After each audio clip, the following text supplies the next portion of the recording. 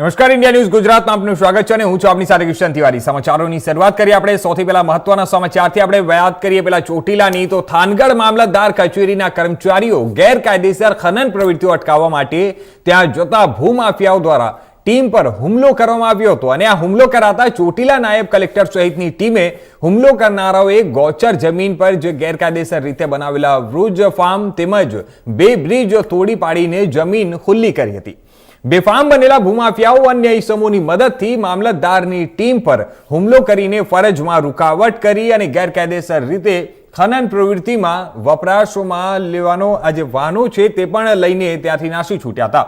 બેફામ બનેલા ભૂમાફિયાઓ ખડકેલા બાંધકામો પર નાયબ કલેક્ટર સહિતની ટીમે બુલડોઝર ફેરવી દીધું અને મામલતદારની ટીમ પર જે હુમલો કરવામાં આવ્યો હતો તે હુમલો કરનારા 3 ઇસમો દ્વારા આ ગૌચર જમીન પર ગેરકાયદેસર રીતે આ ખડકી દેવામાં આવ્યો હતો અને આ જે ગેરકાયદેસર રીતે ત્યાં પણ ફાર્મ પણ બનાવવામાં આવ્યો હતો અને તેમજ બે બ્રિજ પણ બનાવવામાં આવ્યા હતા। ત્યારે 3 ઇસમોમાં એક ઇસમ ભરત રમેશ અલગોતર નામના ઇસમ વિરુદ્ધ અગાઉ 15 જેટલા ગુનાઓ તો સરકારી ચોપડે ઓલરેડી નોંધાયેલા છે।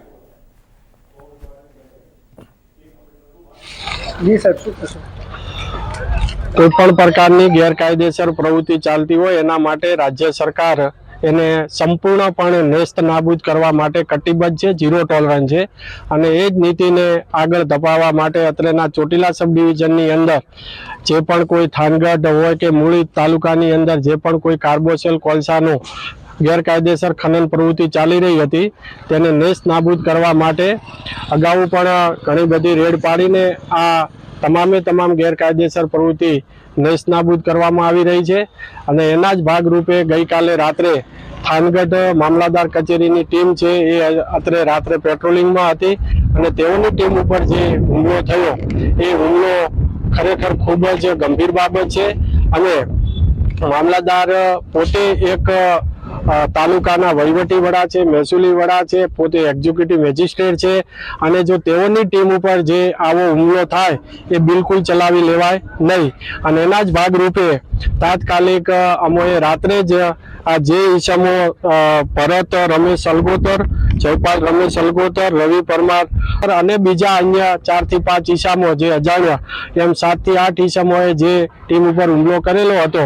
તે 3ને આઈડેન્ટિફાઈ કરી અને તેઓ કઈ ગેરકાયદેસર પ્રવૃત્તિ સાથે સંકળાયેલા છે, તેમની કઈ મિલકતો છે એ સરકારી જમીનો ઉપર બનેલી છે તે તમામ આઈડેન્ટિફાઈ કરી અને રાત્રે જ મામલતદાર કચેરી દ્વારા નોટિસો ઇસ્યુ કરી અને સવારથી જ અમારી નાયબ કલેક્ટર પણ ચોટીલાની ટીમ, મામલતદાર થાનગઢની ટીમ, મામલતદાર મૂળી અને મામલતદાર ચોટીલાની સંયુક્ત ટીમો દ્વારા આ જે ગેરકાયદેસર પ્રવૃત્તિમાં આશ્રય સ્થાન તરીકે જુદી કોલસાની અંદર વપરાતી મશીનરો મૂકવા માટે તેમજ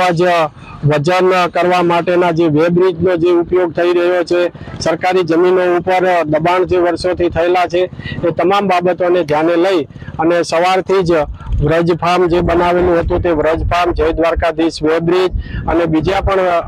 આ બંને હાલ તોડી નાખવામાં આવેલા છે, દૂર કરવામાં આવેલ છે અને સાથે સાથે ભોયરેશ્વરની અંદર જે સરકારી જમીન ઉપર મિલકત છે એ મિલકત પણ અત્યારે થોડા ટાઈમ પછી એ પણ દૂર કરવામાં આવશે।